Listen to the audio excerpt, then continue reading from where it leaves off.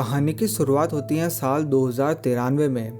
इंसान साइंस के सहारे उस मोड़ पर पहुंच चुका है जहां उसे दुनिया के सबसे मुश्किल सवाल का जवाब मिल चुका है। आखिर इंसानों को किसने बनाया? अब इंसान ये मानने लगा है कि भगवान जैसी कोई चीज़ नहीं होती, बल्कि जिन्हें वे भगवान कह रहे हैं वे असल में विकसित और एडवांस एलियन सभ्यता है जिसने इंसानों को जन्म दिया था। इंसान उनका नाम इंजीनियर्स रखते हैं।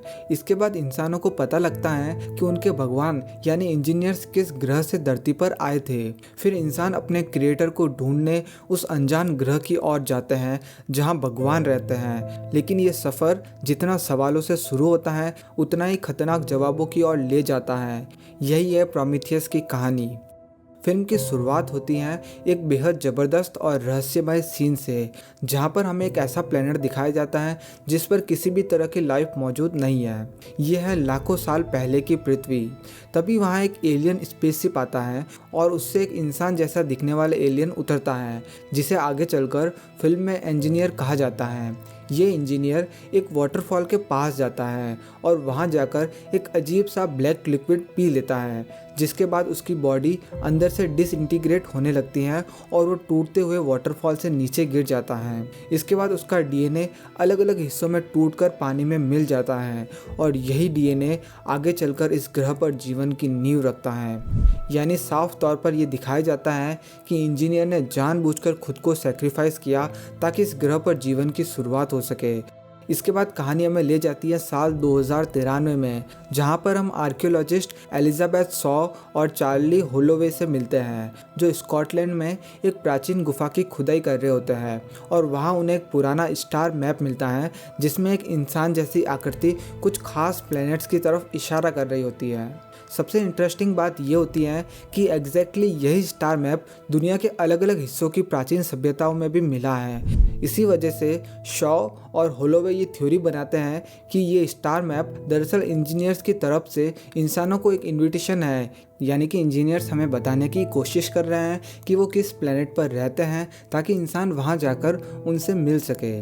उसके बाद हमें पीटर वेलैंड से इंट्रोड्यूस करवाया जाता है, जो कि वेलैंड कॉरपोरेशन का सीईओ होता है। हालांकि असल समय में वो मर चुका होता है और हमें उसका एक रिकॉर्डेड वीडियो दिखाया जाता है जो उसने तब बनाया था जब वो बहुत बूढ़ा हो चुका था और मौत के बिल्कुल करीब था।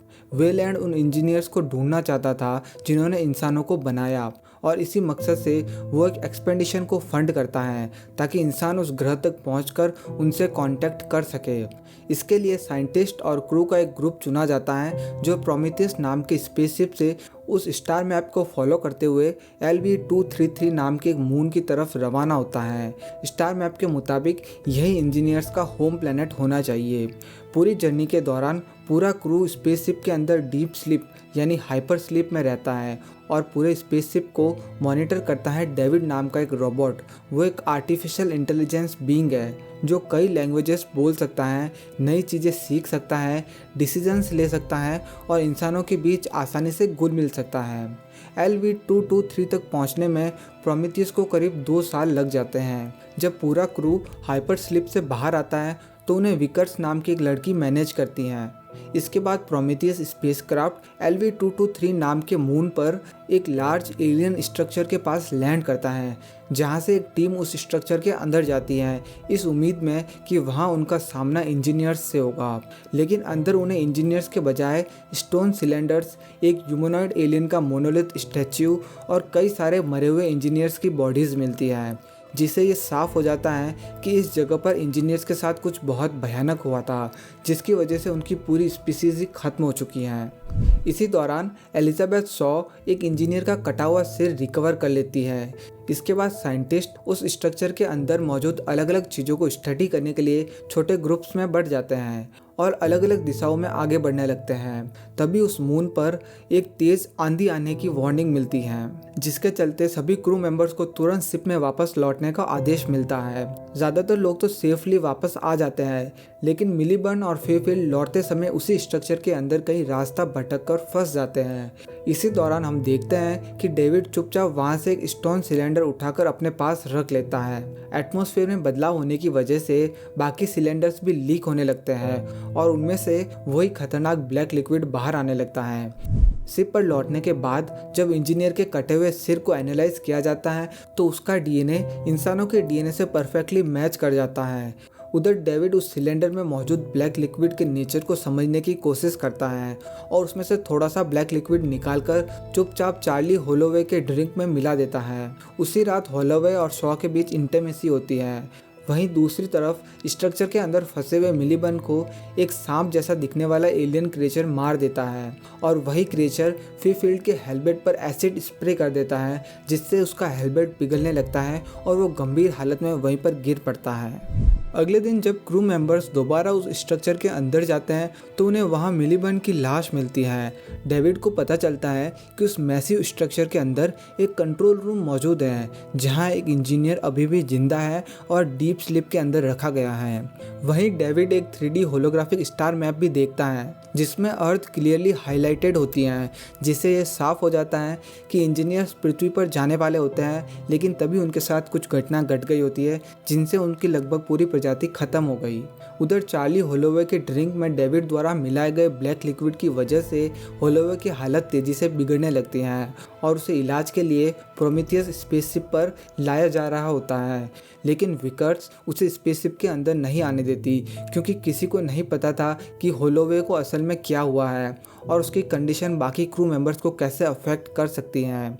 होलोवे को खुद भी ये लगने लगता है कि उसके अंदर कोई खतरनाक चीज़ पनप रही है, इसलिए वो सबसे कहता है कि उसे जला दिया जाए और आखिरकार उसे फ्लेम थ्रोवर से जला दिया जाता है। इसी बीच लैब में मेडिकल स्कैन से एक शॉकिंग खुलासा होता है कि एलिजाबेथ शॉ न सिर्फ प्रेग्नेंट है बल्कि प्रेगनेंसी के एडवांस स्टेज में है, जो बेहद अजीब था क्योंकि शॉ मेडिकली इनफर्टाइल थी। और ये साफ हो जाता है कि ये सब उस ब्लैक लिक्विड का असर है जो डेविड ने होलोवे को पिलाया था। शॉ के पेट के अंदर मौजूद क्रिएचर बहुत तेजी से ग्रो हो रहा था, जिससे छुटकारा पाने के लिए शॉ एक ऑटोमेटेड सर्जरी टेबल का इस्तेमाल करती है और खुद पर ऑपरेशन करके उस क्रिएचर को अपने शरीर से बाहर निकाल देती है। उधर ब्लैक लिक्विड से म्यूटेट हो चुका फील्ड प्रोमीथियस पर वापस लौटता है और क्रू मेंबर्स पर हमला कर देता है और उनमें से कुछ को मार भी देता है, जिसके बाद उसे भी मार दिया जाता है। इसके बाद शॉ को पता चलता है कि पीटर वेलैंड मरा नहीं है बल्कि अभी भी जिंदा है और इसी शिप पर मौजूद है। असल में वो अब तक डीप स्लीप में रखा गया था। वेलैंड शॉ को बताता है कि वो मरना नहीं चाहता, इसी वजह से वो इंजीनियर से मिलना चाहता था ताकि उनसे पूछ सके कि इंसान खुद को मौत से कैसे बचा सकता है। वेलैंड को लगता है कि क्योंकि इंजीनियर्स ने इंसानों को बनाया है तो उन्हें भी ज़रूर पता होगा कि इंसान अपनी लाइफ को कैसे बढ़ा सकता है और इसी मकसद से वेलैंड उस जिंदा इंजीनियर से मिलने के लिए उस स्ट्रक्चर के अंदर जाने की तैयारी करने लगता है। उसके बाद हम देखते हैं कि विकर्स वेलैंड को डैड कहकर बुलाती हैं। इससे ये साफ हो जाता है कि विकर्स असल में वेलैंड की बेटी होती है। इसी दौरान प्रोमीथियस के कैप्टन जेनेक उस विशाल स्ट्रक्चर के स्कैन मैप्स को देखकर अंदाज़ा लगाता है कि ये जगह इंजीनियर्स का एक मिलिट्री बेस रही होगी जहाँ ब्लैक लिक्विड जैसे बायोलॉजिकल वेपन्स बनाए और टेस्ट किए जाते हैं, लेकिन किसी वजह से इंजीनियर्स इस टेक्नोलॉजी को कंट्रोल नहीं कर पाए और आखिरकार खुद ही इसका शिकार बन गए। जेनेक का ये भी मानना होता है कि इस स्ट्रक्चर के अंदर एक विशाल एलियन स्पेसक्राफ्ट मौजूद है। आगे हम देखते हैं कि वेलैंड अपनी टीम के साथ उस स्ट्रक्चर के अंदर जाता है और डेविड जिंदा इंजीनियर को डीप स्लीप से जगा देता है ताकि वो वेलैंड को मौत से बचने का तरीका बता सके।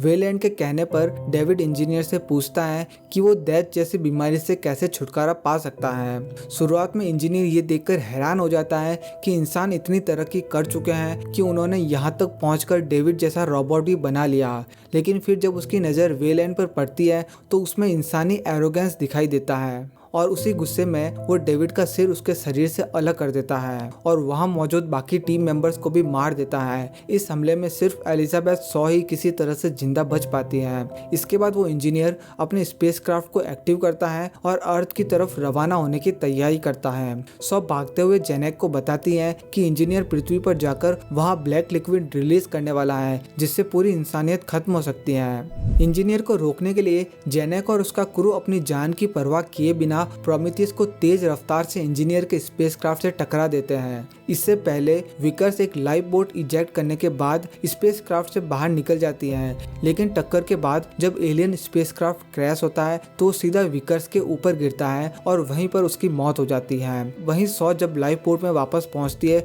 तो देखती है कि जिस क्रीचर को उसने अपने पेट से बाहर निकाला था वो अब काफी बड़ा हो चुका है और एक विशाल स्क्विड जैसा दिखाई देता है।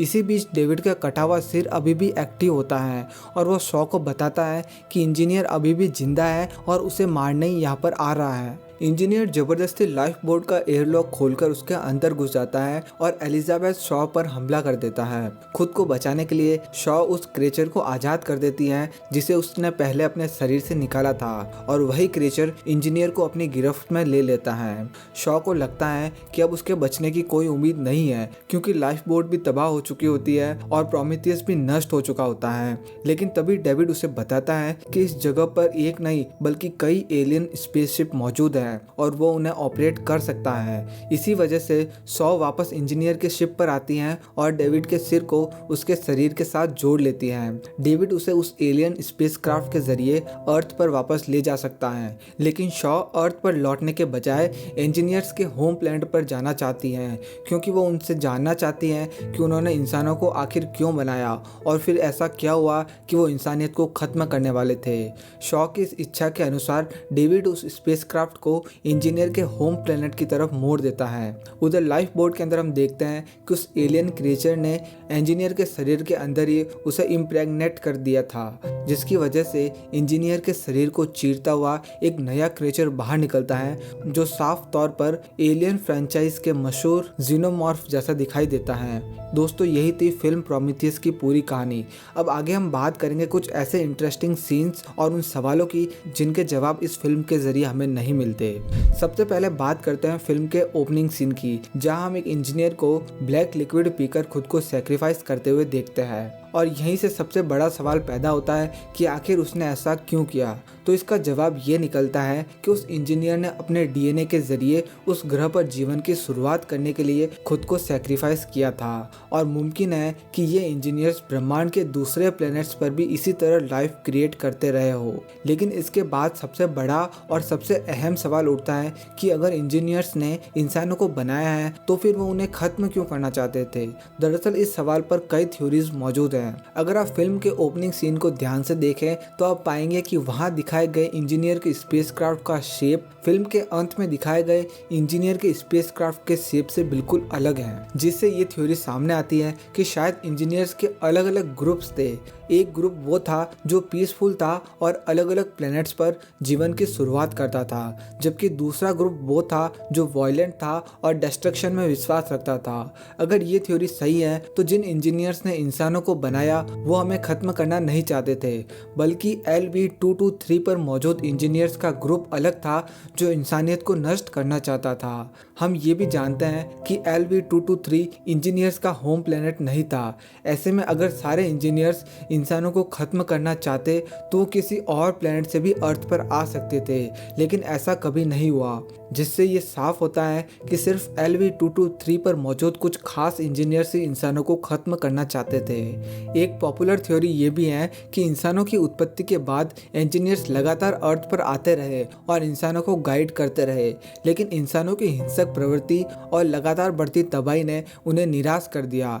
इंसान आपस में न सिर्फ लड़ते रहे बल्कि उन्होंने अर्थ के दूसरे क्रिएचर्स और नेचर को भी हर तरह से नुकसान पहुंचाया, जिसके बाद इंजीनियर्स ने आखिरी कोशिश के तौर पर अपने एक मेंबर को इंसानों को गाइड करने के लिए अर्थ पर भेजा और इसी थ्योरी के अनुसार उस इंजीनियर को हम जीसस क्राइस्ट नाम से जानते हैं। लेकिन इंसानों ने उन्हें भी नहीं बख्शा और सूली पर चढ़ा दिया, जिससे इंजीनियर्स को ये एहसास हो गया कि इंसानों को सुधारा नहीं जा सकता और उनकी एम्बिशन और सुपीरियरिटी कॉम्प्लेक्स पूरे ब्रह्मांड के लिए खतरा बन सकता है। इसी वजह से उन्होंने इंसानियत को पूरी तरह से खत्म करने का फैसला किया। एक और बड़ा सवाल सामने आता है कि आखिर डेविड ने जानबूझकर चार्ली होलोवे के ड्रिंक में ब्लैक लिक्विड क्यों मिलाया। डेविड एक रोबोट था जो दिए गए डायरेक्टिव्स को फॉलो करता था और फिल्म के अंत में हमें ये साफ दिखाया जाता है कि वेलेंट जिंदा है और किसी भी कीमत पर मौत से बचना चाहता है। ऐसे में डेविड का मकसद बस ये था कि वो वेलैंड को मरने से रोकने का कोई तरीका ढूंढ सके। इसी वजह से वो ये जानना चाहता था कि ब्लैक लिक्विड इंसानों को मौत से बचाने में मदद कर सकता है या फिर नहीं, या फिर उसका इंसानों पर क्या असर पड़ेगा। और इसी एक्सपेरिमेंट के तौर पर उसने चार्ली होलोवे के ड्रिंक में ब्लैक लिक्विड मिला दिया था। इसके बाद अगला बड़ा सवाल ये उठता है कि LV-223 इंजीनियर्स का होम प्लेनेट नहीं था, तो फिर अर्थ पर मिले स्टार मैप्स इसी जगह की तरफ इशारा क्यों कर रहे थे। एलिजाबेथ शॉ और होलोवे ने ये केव ड्राइंग्स दुनिया के अलग अलग हिस्सों में डिस्कवर की थी, और क्योंकि हर मैप एक ही सेलेस्टियल बॉडी की तरफ पॉइंट कर रहा था, उन्होंने मान लिया कि ये इंजीनियर्स की तरफ से इंसानों के लिए एक इन्विटेशन है। लेकिन क्या हो अगर ये इन्विटेशन नहीं बल्कि एक वार्निंग हो, जिसके जरिए इंजीनियर्स इंसानों को ये बताने की कोशिश कर रहे हो कि उन्हें इस जगह पर नहीं आना चाहिए, क्योंकि LV-223 इंजीनियर्स के खतरनाक वेपन से भरा हुआ है। ऐसा लगता है जैसे ये उनका एक एक्सपेरिमेंटल वर्ल्ड था, जहां वो ब्लैक लिक्विड जैसे बायोलॉजिकल वेपन्स को बनाते और टेस्ट करते थे। और ऐसे में सवाल ये उठता है कि अगर ये जगह इतनी खतरनाक थी तो इंजीनियर्स इंसानों को वहां बुलाने की कोशिश क्यों ही करेंगे। अब आखिरी सवाल ये उठता है कि LV-223 पर मौजूद इंजीनियर्स के साथ आखिर क्या हुआ और उन्हें किसने मारा। फिल्म में हम देखते हैं कि ब्लैक लिक्विड एक बायोलॉजिकल वेपन था जो अलग अलग एनवायरनमेंट में अलग अलग तरीके से रिएक्ट करता था, और फिल्म में मिले एविडेंस से यही लगता है कि इंजीनियर्स की मौत इसी ब्लैक लिक्विड की वजह से हुई थी। मुमकिन है कि वो इस वेपन को कंट्रोल नहीं कर पाए हो और खुद ही उसका शिकार बन गए हो। तो दोस्तों यहीं पर प्रोमीथियस की कहानी खत्म होती है। इसके आगे की कहानी फिल्म एलियन कॉन्वेनेंट में देखने को मिलती है। अगर आप चाहते हैं कि मैं उस मूवी को भी एक्सप्लेन करूं तो कमेंट में ज़रूर बताइए। और अगर आपको ये वीडियो पसंद आई तो ऐसी ही एक और मूवी मैं आपको रिकमेंड करूंगा, उसे देखने के लिए आपके सामने इस वीडियो पर क्लिक कर दीजिए। साथ ही इस वीडियो को एक लाइक और चैनल को सब्सक्राइब ज़रूर करें। फिर मिलेंगे नेक्स्ट वीडियो में। Thank you.